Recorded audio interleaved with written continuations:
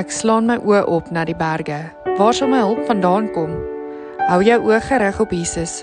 Hy is die lighuis wat lig en vrede bring. Hy is jou redder. Wie sal jy dan vrees?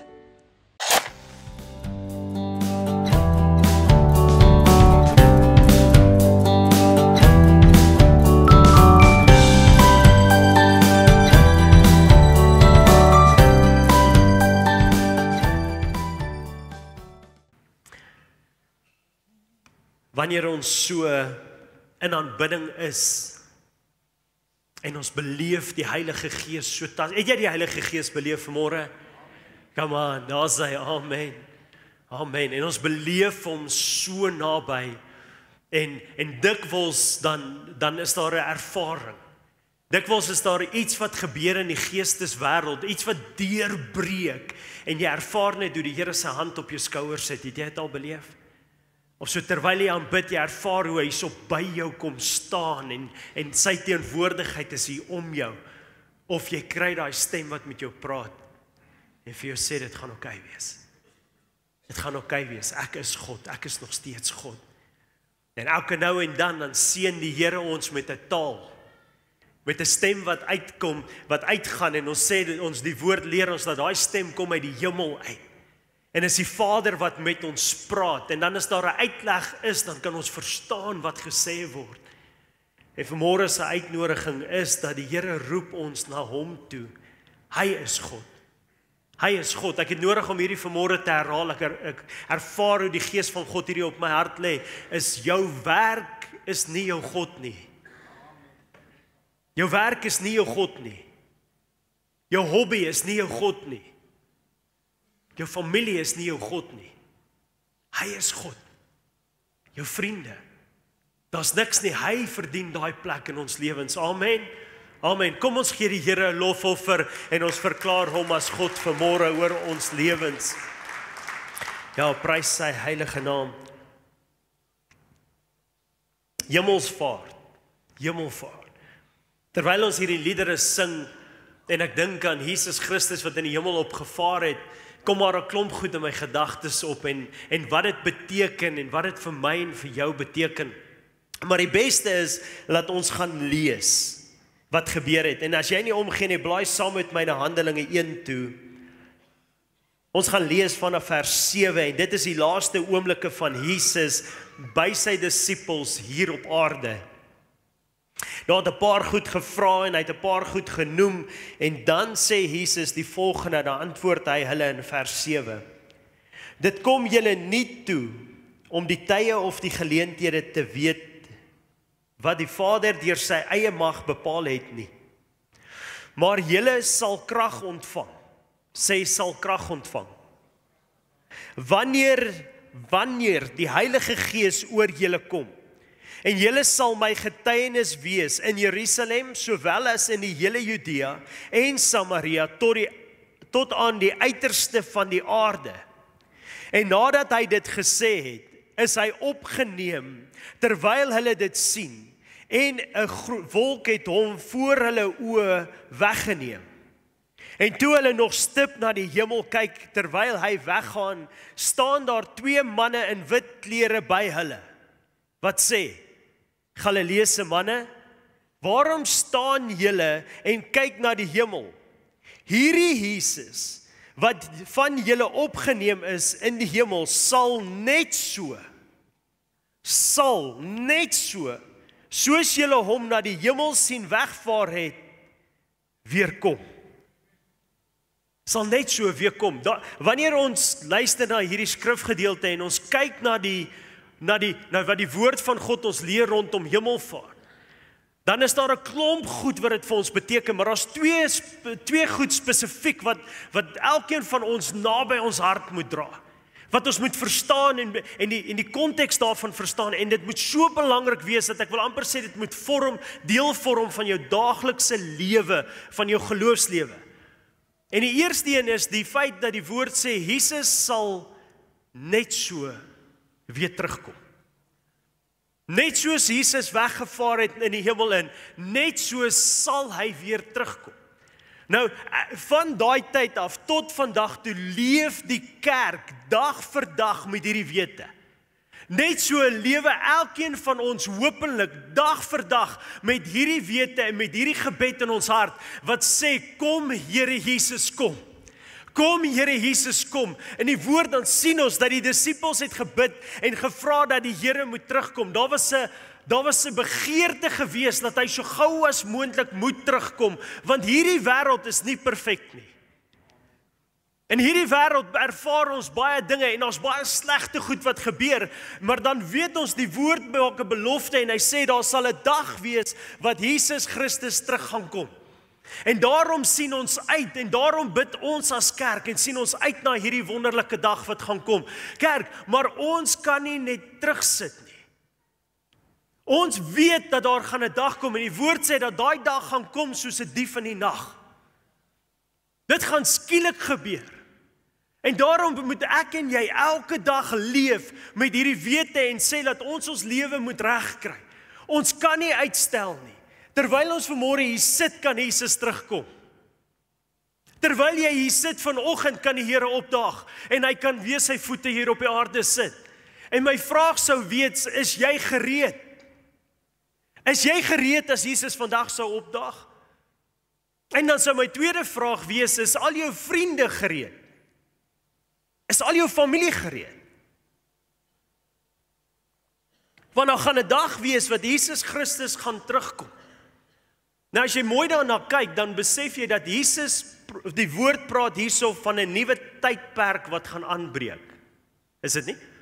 Dispensasie, wanneer ons die woord gebruik dispensasie, dan verwys ons na 'n Bybelse tydperk, 'n tydperk wat God anders met die mens gaan fellowship, anders met die mens gaan, deur die mens gaan werk en saam met die mens gaan werk as wat hy voorheen gewerk het. En hier wys dit dat die teken van die hemelvaart verwys na 'n tydperk wat nog moet gebeur, wat God op 'n ander manier saam met ons gaan wees. En watter wonderlike dag gaan dit wees? Wat 'n wonderlike dag gaan dit wees wat ons saam met hom in die nuwe hemel en die nuwe aarde is. Saam met hom wandel en hom van aangesig tot aangesig sien. Ek kan nie wag nie. En ek hoop jy ook nie. Ek hoop dat jou begeerte na God is groter as jou begeerte na hierdie wêreld. En jy besef dit en jy roep uit. Maar daai is nie die enigste tydperk wat die hemelvaart na verwys nie. As ons bietjie voor dit gaan in vers 8 dan sê hy, maar julle sal krag ontvang wanneer die Heilige Gees oor julle kom. Dit verwys ook na 'n dispensasie. Jules sê die volgende, Jules sê dat daar sal 'n dag kom wat die Here sy Gees gaan uitstort. Dit word geprofeteer al met die profete en hy sê daar sal 'n dag kom en die Here gaan sy Gees oor julle uitstort, oor ou mense en jong mense, oor vrouens en mans. Daar gaan 'n dag kom en daai dag gaan alles verander. Nee, dis wat die woord ons vertel. En reg deur die woord word daar hierdie opgewondenheid gekweek van daai tydperk wat moet aanbreek. En hier sê Jesus dat hierdie tydperk het aangebreek. Amen.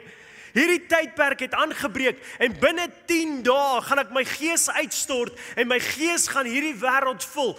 En elke persoon wat my aanneem as sy redder en saligmaker, gaan die geleentheid hê om my Gees binne in hom te ervaar. Amen, halleluja. Die fout wat ons maak, is om vandag te staan en na hemelvaart te kyk wat ons volgende Sondag, na Pinkster te kyk wat ons volgende Sondag vier en onsself 2000 jaar terug te plaas. Kom nou kerk. Pinkster het reeds plaasgevind 2000 jaar terug. Kom aan, ons kan nie vandag na 'n hemelvaart dink en dieselfde gesindheid hê as wat die apostels gehad het nie. Hulle het met 'n verwagting gewag dat die dag sal kom wat die Heilige Gees oor die aarde uitgestort sal word. Maar ons leef in daai tyd. Dis reeds die tyd waarin jy leef. Ons leef reeds in die tyd wat die Gees van God onder ons leef, binne in ons leef. En elke persoon wat Jesus Christus aangeneem het, ontvang die Gees van God. Hy's by jou, jy het klaar krag ontvang. Jy het klaar die Gees van God ontvang. En as jy nog nie jou hart vir die Here gegee het nie, dan verstaan ek dat jy vandag voel, soos iemand gevoel het 2000 jaar terug toe hulle hierdie boodskap gehoor het. Maar ons as gelowiges, ons as kinders van God, geesgevulde kinders van God, kyk nie na volgende Sondag as die dag wat die Here sy gees uitstort nie. Dit het reeds gebeur. Dit herinner ons aan dit wat die Here reeds vir ons gedoen het. Jou oomblik het aangebreek toe jy jou hart vir die Here gegee het. En is ons gebed, en dis hoekom ons as kerk hierdie tyd van die jaar so kosbaar maak en dit vier, want dis ons gebed dat almal dit sal beleef. En as jy vanmôre hier sit en jy het nog nie jou hart vir die Here gegee nie, jy het nog nie daai verhouding nie, dan bid ek dat dit sal gebeur. Volgende Sondag gaan ons bietjie meer klem lê op die tweede gedeelte daarvan, die doping met die Heilige Gees. Want dis wat ook plaasgevind het. Pinkster gaan oor die doping met die Heilige Gees. Dit gaan oor wanneer die Heilige Gees ons bemagtig, nie vir onsself nie, maar om uit te gaan en sy koninkryk te bou. En ons gaan volgende Sondag bietjie meer daaroor gesels, maar dit is vir my belangrik om vanmôre vir jou te sê en te vra, is jy bewus van die tydperk waarin ons leef? Is jy as kind van God bewus van die dispensasie waarin jy jouself nou bevind? In hierdie tyd is die Gees van God reeds uitgestort. En hy leef reeds tussen elkeen van ons. Hy is reeds hier. Jy het reeds krag ontvang. Kind van God, as jy gedoop is met die Heilige Gees, dan het jy reeds krag ontvang en jy kan uitgaan en wonderwerke gaan doen in en deur Jesus Christus. Jy hoef nie weg te skram van die challenges van hierdie wêreld nie. Jy hoef nie terug te staan en bang te wees of vir iemand te bid om genees te word nie, want die Gees van God is reeds uitgestort. Jy kan gaan bid vir die dooies, jy kan gaan bid vir die siekes, jy kan gaan hande oplê, jy kan 'n gees van verslawing aanspreek en glo dat die Gees van God wat in jou leef, dit sal breek. Nie omdat wie jy is nie, maar as gevolg van wie hy is en as gevolg van dit wat Jesus reeds 2000 jaar terug gedoen het. Dit beteken nie dat ons gevrywaar is van moeilike tye nie. En ek dink soms, terwyl ek hierdie week afsonder en tyd met die Heilige Gees spandeer, besef ek dat wanneer moeilike tye kom en wanneer dit moeilik raak, dan begin ons as kinders van God twyfel in die werk wat Jesus 2000 jaar terug gedoen het. Ons begin twyfel in die werk wat hy met jou wedergeboorte gedoen het. Ons begin twyfel in die werk wat hy met jou doping gedoen het. En ons begin wonder, maar hoe reëel dit is. En ek wil julle graag vanmôre terugvat na 'n storie toe in die Ou Testament en vir jou 'n bietjie wys wat gebeur wanneer ons slegte tyding ontvang. Ek wil met jou praat as kind van God, geesgevulde kind van God. Wat gebeur wanneer ek en jy die nuus ontvang wat ons so voorbang is en nie wil hoor nie? Wat gebeur in daai tyd?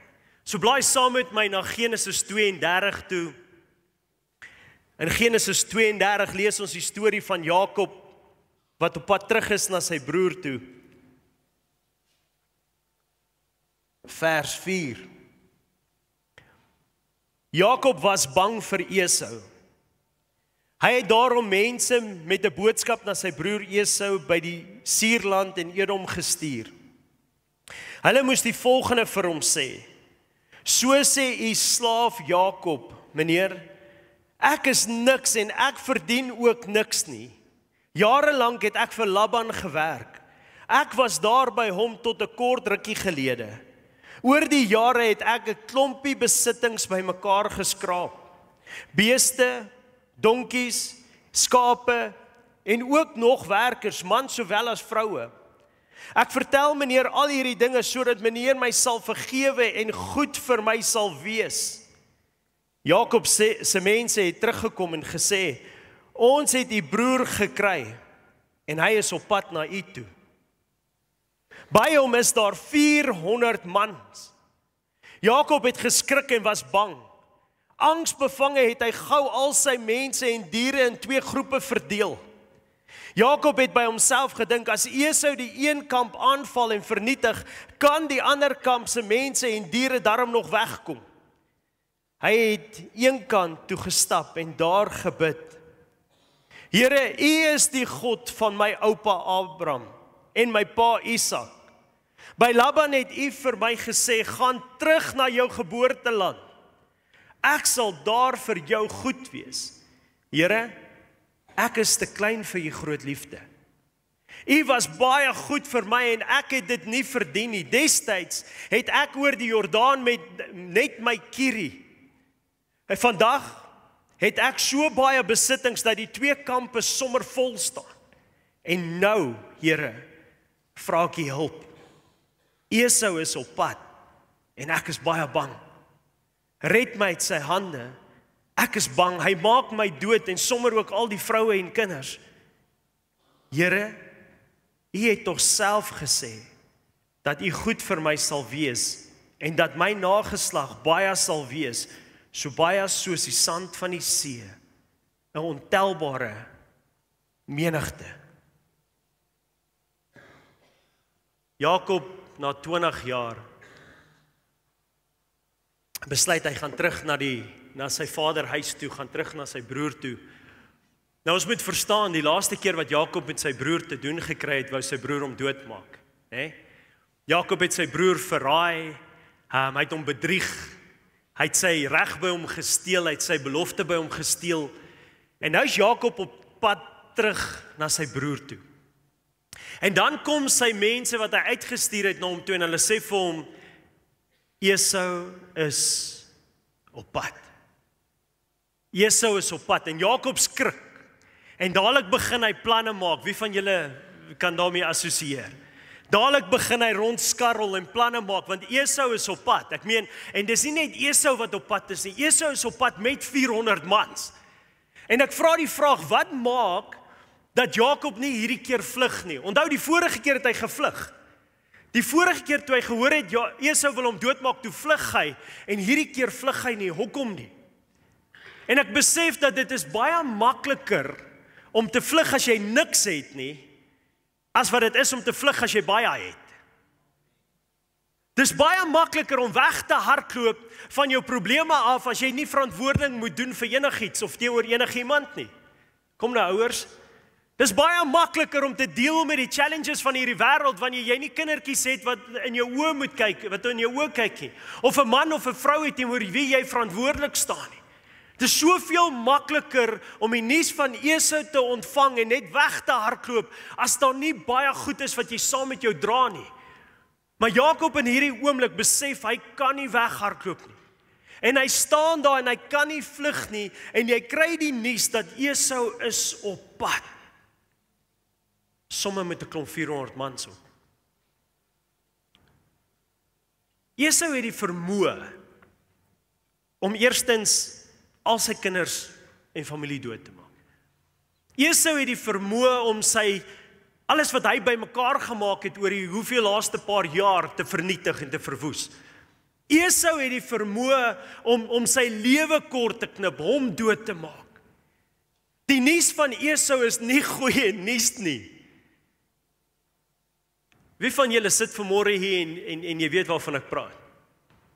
Wie van julle het al die nuus van Esau ontvang en gehoor dat Esau is op pad? En is nie net Esau nie, daar is sommer 400 man saam met hom op pad. Wie van julle miskien sit hier op hierdie stadium en jy het gehoor dat Esau is op pad en miskien by 'n vriend of 'n kollega gehoor dat Esau is op pad. Miskien iets in jou huwelik. Miskien het jy die nuus gekry van 'n prokureur wat sê, Esau is op pad. En 400 ander man. Miskien het jy die nuus gekry by 'n dokter wat vir jou gesê het, Esau is op pad.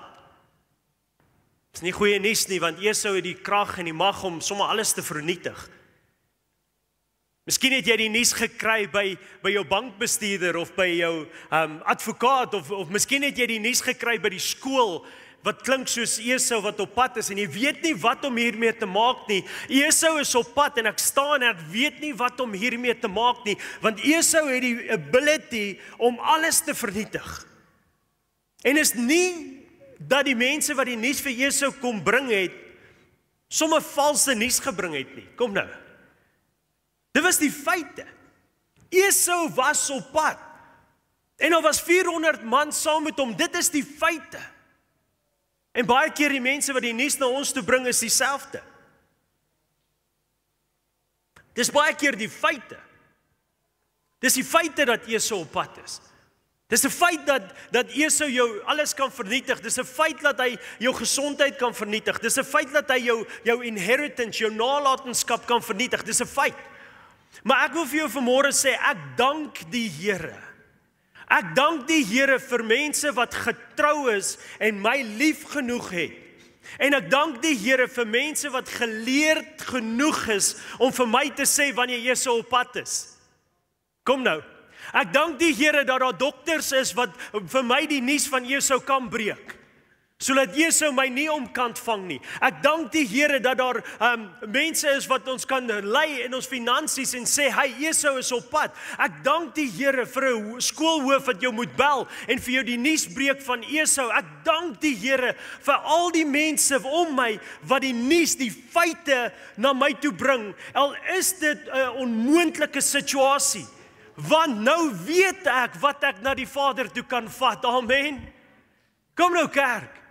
Ek dank die Here wanneer ek die nuus ontvang van Esau. Hoekom wil ons die messenger kruisig wanneer ons die nuus ontvang?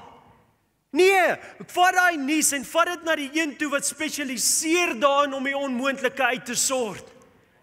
So wanneer ons nuus ontvang van Esau, dank die Here dat hy iemand oor jou pad gestuur het.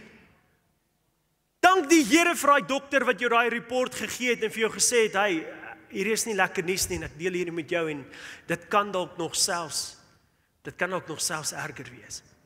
Dank die Here vir daai persoon wat met jou kom praat het oor jou finansies en gesê het, hy, ek dink nie hierdie gaan uitwerk nie en ek dink dit kan dalk alles verwoes. Dank die Here vir daai nuus, want nou kan ons dit na die Vader toe vat en ons kan dit by sy voete gaan neerlê. Amen. En weet jy wat, my God spesialiseer daarin. Hy spesialiseer daarin om in die goed waar ek niks omtrent kan doen nie, om daarin te werk. Dit is wat hy doen. Jakob, hierdie is 'n mooi storie. Jakob gaan en die skrif sê hy maak hierdie plannetjies. En hy doen hierdie goed en dan gaan hy een kant toe. Sit gou vir my vers 10 op. En Jakob gaan een kant toe. En hy gaan bid. Hy gaan een kant toe en hy gaan bid. Hoe belangrik is dit dat ek en jy een kant toe gaan? Dat ons tyd maak vir die Here wanneer ons die nuus van Esau ontvang. Hoe belangrik is dit dat ek en jy stil raak en een kant toe onsself wegvat uit hierdie situasie uit en sê, dit is so, dit is 'n feit, dit is die nuus wat ek ontvang het, maar daar's iemand by wie ek moet uitkom. Daar's iemand wat 'n antwoord het op hierdie goed. Daar's 'n plek waar ek perspektief kan kry en dis nie tussen my vriende nie. Dis nie op daai oomblik tussen die mense wat die nuus gebring het nie. Dis by iemand anderste en sy naam is Here Jesus Christus. So belangrik dat ons sal een kant toe beweeg en dan bid Jakob hierdie mooi gebed. En elkeen van ons, jy kan maar afval, dankie. Elkeen van ons kan leer by wat Jakob volgende bid. Die eerste ding wat Jakob doen is, hy bely dat God die God is wat voorsien. Hy bely dat sy totale afhanklikheid aan God. En hy sê dit is U wat voorsien. Hy gaan en hy bely sy geloof. Hy sê U is die God van Abraham en van Isak. Hy bely sy geloof in God. Wat hy ook doen is hy bid en hy bely sy dankbaarheid teenoor God. Gaan kyk, hy sê vir die Here hoe dankbaar is hy. Maar die laaste twee goed is goed wat ek vind baie keer ontbreek in ons gebede wanneer ons die nuus ontvang van Esau wat op pad is. Jakob gaan en hy is dood eerlik met God oor hoe hy voel. Hy sê, Here, nou is Esau op pad en ek is bitter bang. Here, dankie dat U my God is. Dankie dat U nog altyd voorsien het. Here, ek sou niks gewees het as dit nie was vir U nie. Maar nou, Here, nou is ek bitter bang. Want ek het die nuus ontvang van Esau wat op pad is. En Esau het die vermoë om alles te vernietig. Om my te vernietig. En ek bring dit na U toe. En die laaste ding wat vir my so mooi is, wat Jakob bid, Sit vir my vers 13 op asseblief. Hy sê, Here, U het tog self gesê dat U goed vir my sal wees en dat my nageslag baie sal wees, so baie soos die sand van die see, ontelbare menigte. Nadat Jakob eerlik is met God en sy hart met die Here deel, gaan hy en hy herinner God aan sy belofte. Hy herinner God aan sy belofte en dit is waar ek dit wil terugbring na vandag toe. Die tydperk waarin ons leef. Kerk, ons leef nie in 'n tydperk waar God van ons af ver is nie. Ons leef nie in 'n tydperk waar die beloftes deur die profeet of die priester in die tempel moes kom nie. Kom nou, ons leef in 'n tyd waar ek en jy 'n persoonlike verhouding met die Here kan hê. Ons leef in 'n tyd waar sy gees binne in ons woon en ons bewus is daarvan. So wanneer ons hierdie gebed bid en ons gaan na die Here toe, want slegte dinge gebeur, en ek is seker jy ontvang ook die nuus van Esau wat op pad is, en ek is seker daar word nog 'n klomp goed bygelas van die 400 man, en dit en dit en dit en dit, dan gaan ons na die Here toe, en dan herinner ons hom van die belofte wat ons ontvang het as gevolg van die werk wat Jesus Christus aan die kruis gedoen het. Come on, ons gaan nie net na die Here toe en ons sê, Here, U het ons beloof dit sal goed gaan nie. Nee, ons gaan na God toe en ons sê vir hom, Here, U het ons beloof dat U ons kinders sal maak in hierdie tydperk. En as ons wat sleg is weet om goeie goed vir ons kinders te maak, hoeveel te meer U wat goed is. Come on, ons gaan na die Vader toe, ja, prys hom. Ons gaan na hom toe en ons herinner hom daaraan dat Here, U het ons erfgename gemaak.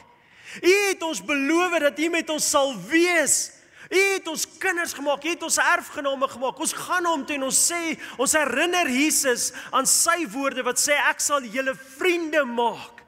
Want vriende weet wat sy vriend doen. Come on, ons gaan na die Here toe en ons herinner hom aan die beloftes wat ons in hierdie tydperk veronderstel is om in te leef. Die belofte van die Heilige Gees. Die belofte van die Heilige Gees is seker die mees kosbaarste belofte wat die Here aan my en jou gemaak het. Kom kerk, ek en jy is niks sonder die Heilige Gees nie. Ons het die Heilige Gees so nodig en ons kan na die Here toe gaan en sê, Here, U het aan ons die Heilige Gees beloof. U het aan ons deurbraak beloof deur die Heilige Gees. U het aan ons wysheid beloof deur die Heilige Gees. U het aan ons krag beloof deur die Heilige Gees. En Vader, ek is so bitter bang vir Esau wat op pad is, maar omdat Jesus gesterf het, omdat Jesus oorwin het, omdat hy opgestaan het en omdat hy gevaar het na die hemel toe waar hy sit en heers oor alles op die aarde, wil ek U kom herinner aan U belofte aan my. Ek is U kind. En U het aan my die Heilige Gees beloof en ek wil U daaraan kom herinner vandag. Want dis wat ek nodig het. Ek het U Gees nodig. Jy het die Gees van God nodig. Jy het nie nog 'n lening nodig nie. Jy het die Gees van God nodig. Jy het nie nog 'n opinie nodig nie. Jy het die Gees van God nodig. Jy het nie nog 'n sielkundige nodig nie. En ek het in die begin gesê, ek dank die Here vir almal van hulle en nog meer, want dis mense wat bereid is om ons lief te hê met die waarheid. Dis mense wat na ons toe kom en ons met die waarheid bedien, sodat ons dit na die Here toe kan vat. As jy nie hou van dokters nie, hoekom gaan jy dan na hulle toe? En as jy nie daarvan hou van wat hulle vir jou sê nie, hoekom gaan jy dan na hulle toe? Ons gaan na hulle toe omdat hulle die waarheid praat. Maar dit beteken nie dat ek dit net daar moet los nie. Ek kan dit vat en na my Vader toe vat. Amen. Sit my vers 23 op asseblief. Laatnag, vers 23. Laatnag het hy wakker geword. Daar en dan besluit hy om Lea en Rachel, Silpa en Bilha, sowel as die 11 seuns deur die rivier te neem. Hulle is toe by die Jabok se druwe deur. Laatnag het hy wakker geword. Het die nuus van Esau jou al laat wakker lê?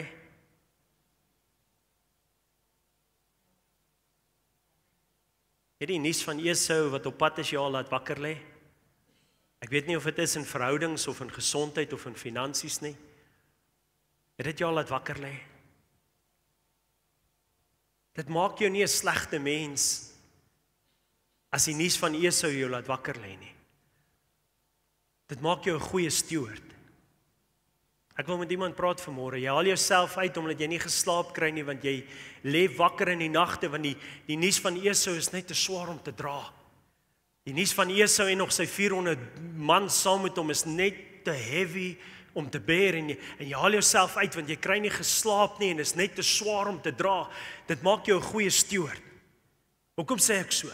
Want jy gaan staan en slaap nie terwyl die wolwe op pad is nie. Jy is wakker en jy waak oor dit wat God jou aangestel het. Kom aan, jy lê wakker in die aand want dit pla jou. Dit pla jou, jou kinders, jou familie, dit pla jou, jou roeping, dit pla jou. Dit pla jou om te dink dat Esau kan kom en steel en verwoes en wegvat wat God aan jou gegee het. Dit maak jou nie 'n swakkeling nie, man. Dit maak jou 'n goeie steward. Dit maak jou 'n goeie rentmeester. Dit maak jou 'n goeie steward van dit wat God aan jou toevertrou het. En hy verwag dat jy verantwoordelikheid sal vat. Wat die Here nie van ons verwag nie, is om daar en dan 'n klomp besluite te maak. Kom nou kerk. Wat die Here nie van my en jou verwag nie, is om daar in die bed rond te lê en te rol en dink aan wat gaan ons doen, en dink hoe gaan ek dit uitsort, en dink hoe gaan Saul my lewe verwoes, en dink hoe gaan dit my totaal en al vernietig, en te dink hoe sleg gaan dit uitdraai. Dis wat die Here van jou verwag nie. Kom nou, wat die Here van jou verwag is wanneer jy wakker lê laatnag om op te staan en hom te gaan soek. Kom aan, dis wat die Here van my en jou verwag, is wanneer ek en jy in die aand wakker lê, jou goed te vat, na sy aangesig te gaan soek en by hom stil te gaan word, want dis waar die antwoord is. Dis waar die deurbraak kom. Ek kan nie vanmôre vir jou sê hoe dikwels my deurbraak 2:00 in die oggend plaasgevind het nie. Hoe dikwels ek 2:00 of 1:00 in die oggend 'n antwoord gekry het. Nie omdat ek verskriklik heilig is en my wekker gestel het vir 1:00 en ek kies om net 3 ure te slaap nie. Nee, omdat ek 3:00 of 2:00 in die oggend wakker word, want die nuus van Saul is vir my net te veel en ek is verskriklik bang. Maar in plaas daarvan om rond te lê en rol, vat ek dit na die een toe wat dit vir my kan uitsort. In plaas daarvan om oor te top en te wonder hoe groot die 400 man is, vat ek dit na die een toe wat vir my antwoord kan gee. In plaas daarvan om rond te lê en rol en wonder wat gaan ek vir Esau sê as hy opdag en hoe gaan ek dit fight, hardloop ek en ek gaan sit by my Vader, want dis waar ek perspektief kry. Dis waar ek deurbraak kry. In daai oggendure voor die skrif, in gebed, het die Here al vir my so dikwels deurgekom. Soveel keer het ek die volgende oggend moeg opgestaan, want ek het nie slaap gehad deur die aand nie, en dan kom ek by die werk, of ek kom by die situasie wat ek gevrees het, en dan het die Here voor my uitgegaan, en het my uitgesort. Kom aan, ons aanbid nog steeds 'n bonatuurlike God. Ons lewe in die tydperk waar die Heilige Gees aan ons gegee is, en die krag van God hier is met ons. Dis by ons. Dis saam met ons. Matteus 5 vers 8 sê dat die wat rein van harte sal God sien. As jy laatnag wakker lê, moenie daar lê en worry nie. Moenie daar lê en stres nie. Moenie daar lê en hierdie goed in jou kop oor en oor speel. Wat het ek gesê? Wat moes ek nie sê nie? Wat moes ek sê? Nou hoekom het ek dit nie so gedoen nie? Hoekom het ek nie 'n ander keuse gemaak nie? Dit is my skuld, of moes ek nie liewer sê, klink dit bekend? Moes ek dalk nie op 'n jonger ouderdom opgehou drink het, of opgehou rook het, of opgehou rondloop het, of opgehou hierdie sonde doen het, of hierdie sonde, dan sou dit beter gegaan het nie.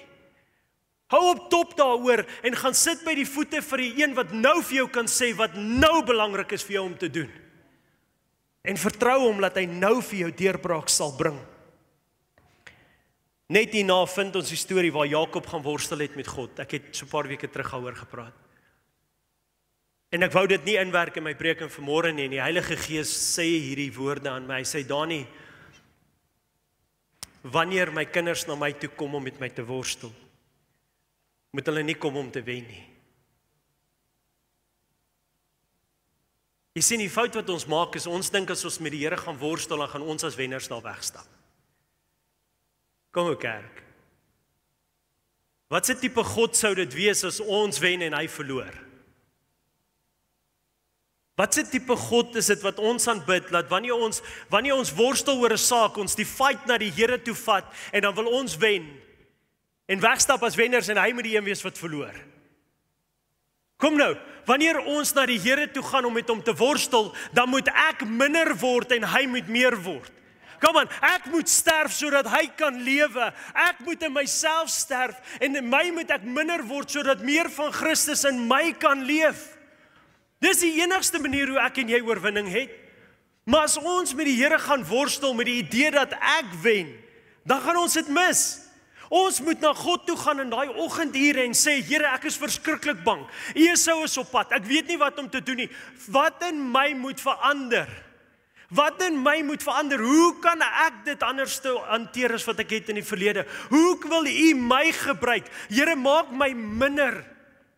Maak my minder, verwyder my gedagtes van my, en plaas U gedagtes in my gedagtes. Here, vat hierdie sonde van my af weg, sodat ek heiliger kan leef voor U. Here, kom wys my wat dit is wat U wil doen. Jakob loop al weg en hy's krippel. Hy het verloor, maar hy het God aan sy sy. Kom kerk, wanneer ons in daai oggendure voor die Here gaan staan, moet ons gaan om te gaan verloor. Ons moet gaan om ons eie opinies te gaan verloor. Ons moet gaan om ons eie sieninge te gaan verloor.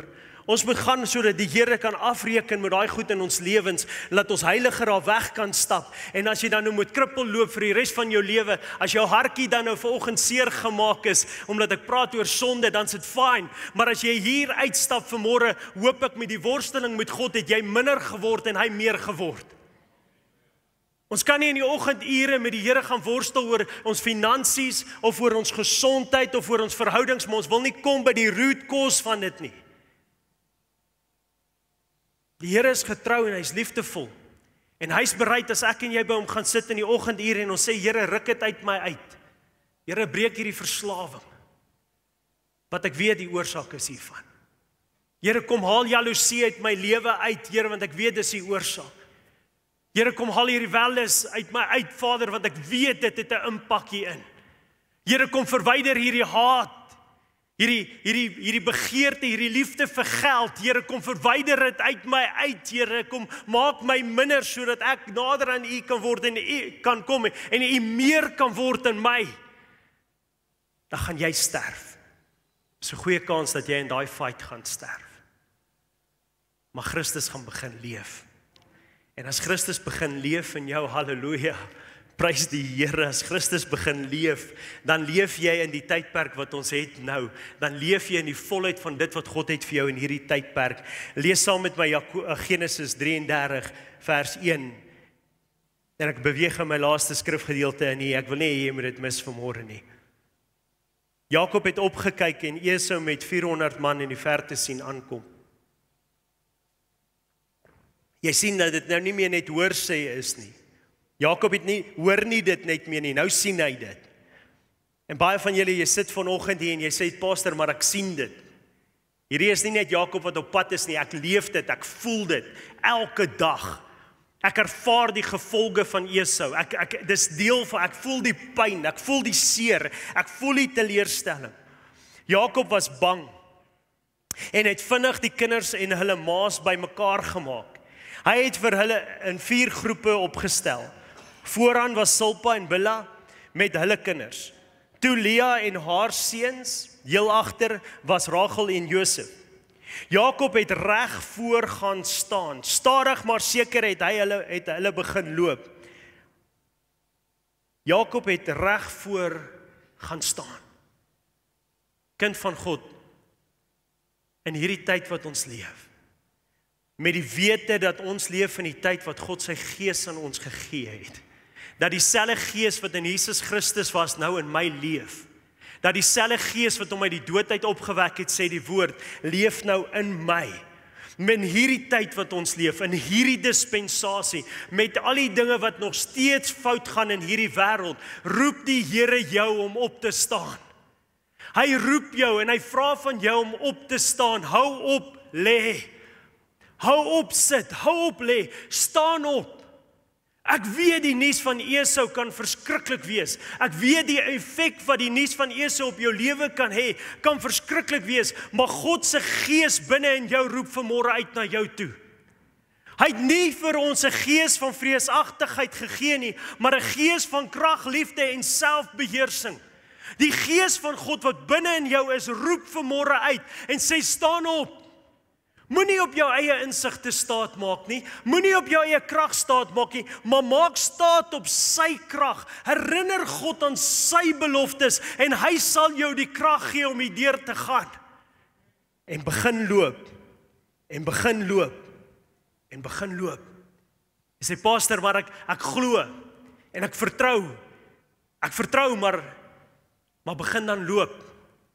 Kom kerk, dis tyd dat ons opstaan as kinders van die Here. Dis tyd dat ons opstaan in hierdie dispensasie en dit wat ons ontvang het vir die wêreld gaan wys. Ons leef in die tyd waar die Here wil hê ons moet vir die wêreld wys hoe lyk dit as kinders van God ook deur moeilike tye gaan.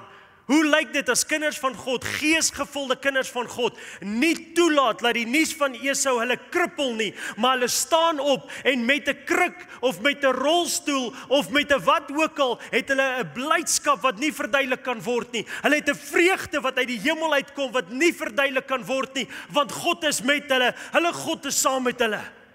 Maar begin loop. Geloof is 'n aksie. Geloof is 'n aksie. Moenie vir my sê ek glo, maar jy begin nie beweeg nie.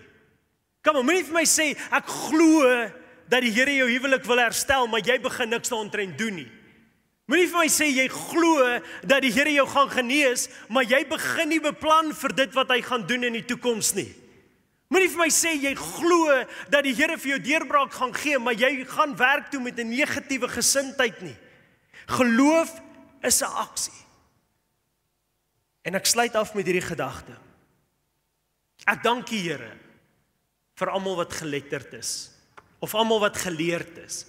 Ek dank die Here vir ons dokters, prokureurs, boekhouers, bankbestuurders, skoolhoofde. Wie bel jou met die nuus van Esau? Jou mechanic.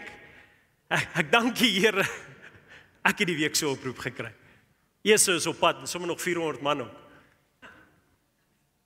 Ek dank die Here vir 'n vriend wat bereid is om die feite met jou te deel. Ek dank die Here vir hulle, want hulle bring die nuus na my toe, sodat ek dit na die Vader toe kan vat.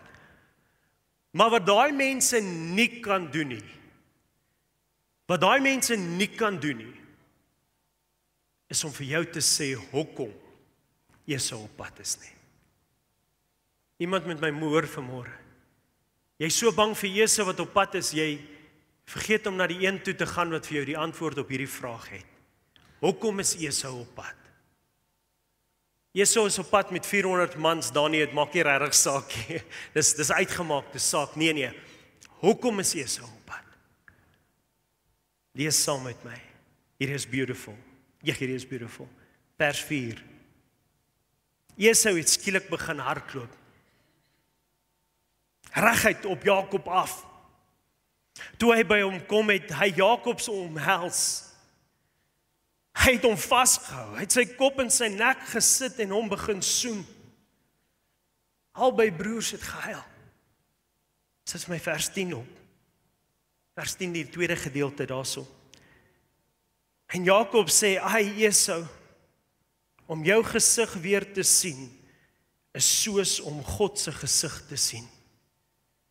Jy was goed vir my."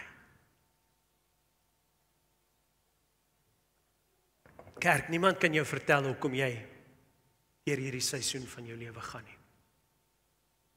Niemand kan jou vertel hoekom jy so op pad is nie. Maar as ek en jy sit en top daaroor, dan begin ons onsself wys maak dat ons weet hoekom. En ons dink aan die ergste ding op die ergste ding op die ergste ding wat kan gebeur. In hierdie storie, en ek glo vas in jou storie, het God die laaste sê.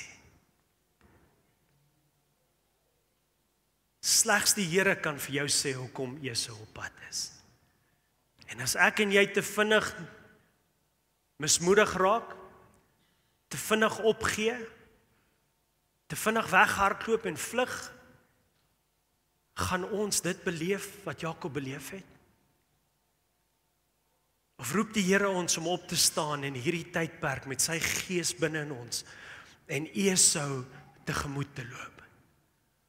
Ek weet, jy sê vir my pastor, maar jy het nie 'n idee waardeur ek gaan nie, jy weet nie hoe lyk my Esau nie. Dis waar, maar ek weet hoe lyk my God. Ek weet hoe lyk my God se hart teenoor jou. En ek weet dat dit is in sy hart om jou te seën. En ek weet dat sy gees by magte is om jou die krag te gee om enige Esau tegemoet te gaan. En net miskien net draai jou storie uit soos hierdie storie van Jakob.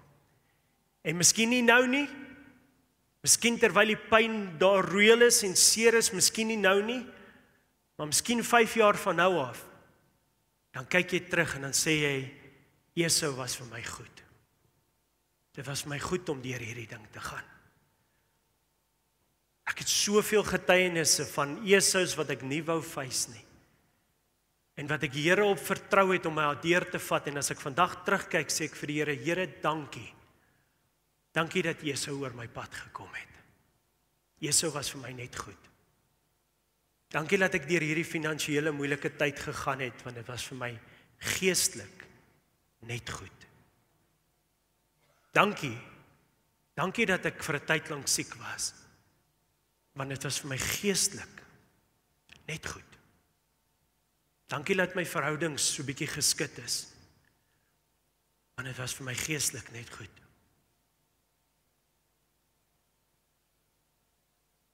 Hier vanmôre sit 'n klomp mense wat weet waarvan ek praat. Ons praat elke week oor Jesus en ons praat elke week oor hoe lief hy vir ons is en hy wil ons seën en net die beste hê vir ons. Elke week praat ons oor die Heilige Gees en veral in hierdie tyd volgende week gaan ons praat oor die doping met die Heilige Gees en wat dit alles beteken. En ons is so opgewonde want ons het die Gees van God ontvang, maar in hierdie plek sit daar mense wat die tyding en die nuus van Esau dag vir dag hoor.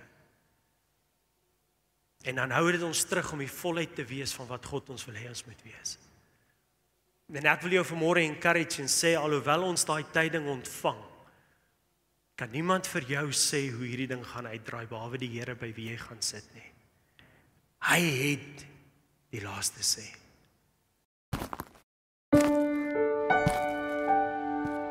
Ek slaan my oë op na die berge. Waar sal my hulp vandaan kom? Hou jou oë gerig op Jesus.